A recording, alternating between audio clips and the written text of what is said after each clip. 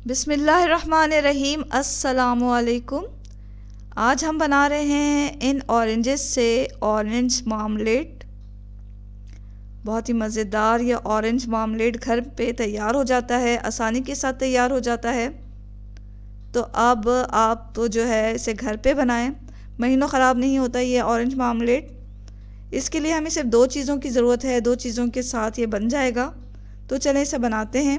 यहाँ हमने 16 के करीब ऑरेंजेस लिए और उन्हें धोकर पहले तो साफ़ कर लिया और फिर इन्हें छील लिया है। छीलने के बाद इनके छिलके नहीं फेंकना हमें, ये छिलके भी इसमें जाएंगे। छिलके इस तरह साफ़ करें कि एक चमचा ले लें और चमचे की मदद से जो छिलके का सफ़ेद पार्ट होता है उसे निकाल लें। इस तरह जितना भी सफ़ेद पार्ट निकल सकता है उसे निकाल लें, क्योंकि ये जो है थोड़ा कड़वा होता है तो इसे हमें निकाल लेना है। तो यहाँ हमने तमाम छिलकों को इसी तरह चमचे की मदद से साफ़ करके रख लिया है।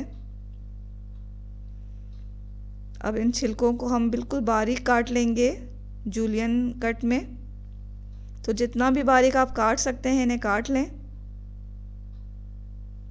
इन छिलकों को हमने जितने भी छिलके निकले थे उसमें से हमने आधे से ज़्यादा छिलके लिए हैं। आप अपनी मर्ज़ी के मुताबिक कम ज़्यादा कर सकते हैं इनको। तो ये देखें, इस तरह हमने काट लिया इन्हें बिल्कुल बारीक। अब इसे आप साइड में रखें। यहाँ हमने 2 ऑरेंजेस लिए और इनको अलग करके तमाम इसके पीसेस को अलग करके इन्हें 2 टुकड़ों में काट लिया है और दरमियान में से तमाम बीज निकाल लिए हैं। बीज अच्छी तरह इसमें से निकाल लें, क्योंकि ये भी हमें अपने मार्मलेड में डालना है।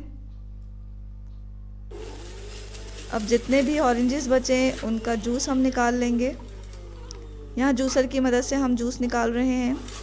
आप चाहें तो सिट्रिक जूसर से भी इसे निकाल सकते हैं, चाहें तो ब्लेंडर के जग में भी इसे निकाला जा सकता है। ब्लेंडर के जग में इन ऑरेंजेस को आप डाल के थोड़ा चला लें और फिर छान लें, तो इस तरह इसका जूस निकल जाता है और इसका गूदा अलग हो जाता है।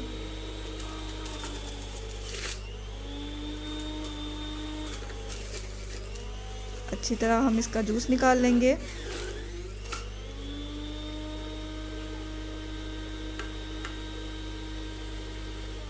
जूस निकालने के बाद एक पॉट लें और तमाम जूस इसमें डाल देंगे हम।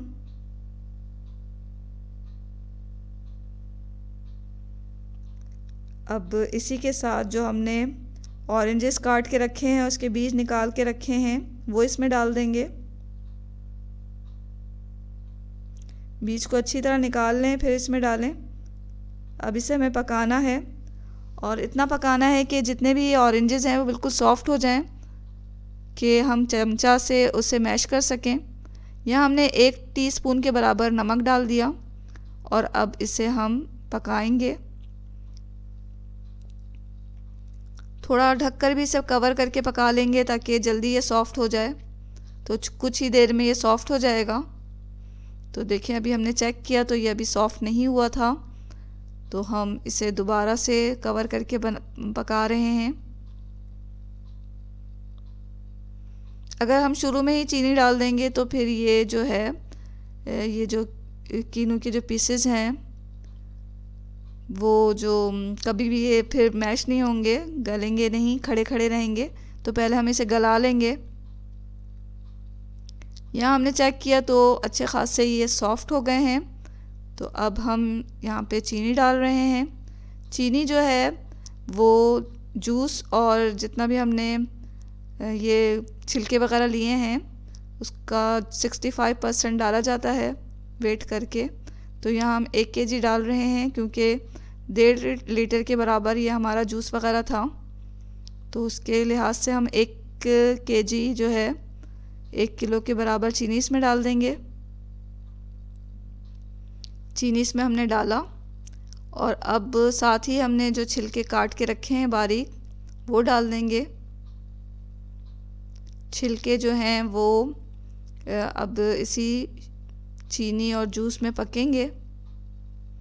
तो छिलकों को डालने के बाद अच्छी तरह से मिला लें और फिर अब हम फ्लेम को क्या कर देंगे, बिल्कुल मीडियम टू लो, और कोशिश करें कि आप साथ साथ चमचा चलाते हुए इसे पकाएं, क्योंकि चीनी अब इसमें डल गई है तो नीचे से लगने का ख़तरा होता है।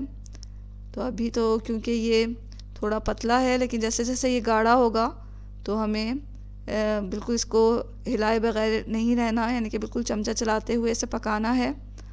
और कुछ ही देर में जब ये गाढ़ा होने लगेगा तो आप फ्लेम को थोड़ा और लो कर दें। यहाँ अच्छा खासा हमारा जो ये मामलेट है पकाते पकाते गाढ़ा हो चुका है, इसकी क्वांटिटी आधी हो गई है तकरीबन। तो ये देखें अच्छा खासा गाढ़ा हो गया है ये, और जब ये ठंडा होता है तो मज़ीद गाढ़ा होगा। ये हमारा आप देख सकते हैं कि मामलेट जो है वो बिल्कुल भी रनी नहीं है, देखने ही से पता चल रहा है कि अच्छा ये गाढ़ा हुआ है। और आपने देखा कि हमने इसमें कोई एक्स्ट्रा चीज़ नहीं डाली है, सिर्फ चीनी डाली है और ये ऑरेंजेस डाले हैं, इसके अलावा हमने इसमें कुछ नहीं डाला। तो इसके बावजूद ये हमारा इतना अच्छा तैयार हुआ है। अब जो है हम इसे फ्लेम को बंद कर देंगे, इसे उतार लेंगे चूल्हे से और इसे ठंडा होने के लिए रखेंगे। मामलेट की ख़ुसूसियत ये है कि आप जितने दिन इसे रखते हैं तो ये दिन ब दिन मज़ीद अच्छा होता जाता है इसका टेस्ट जो है। तो अभी के लिहाज से अगर आप जितने दिन के बाद इसे इस्तेमाल करेंगे इसका टेस्ट और बेहतर होता जाएगा। इसे आप किसी भी एयर टाइट जार में रखें और चाहें तो रेफ्रिजरेटर में इसे स्टोर करके रखें, महीनों ये चलता है, ख़राब नहीं होता। अब आप जो है बिल्कुल भी बाज़ार से ये ना लाएं, क्योंकि बाज़ार में ये बहुत ही महंगा मिलता है। घर में आसानी के साथ इसे तैयार करें कम बजट में। तो ज़रूर ट्राई करें इस मज़ेदार से ऑरेंज मामलेट की रेसिपी को। अच्छा खाएं, खुश रहें और दुआओं में हमेशा याद रखें। इसके साथ ही अल्लाह हाफ़िज़।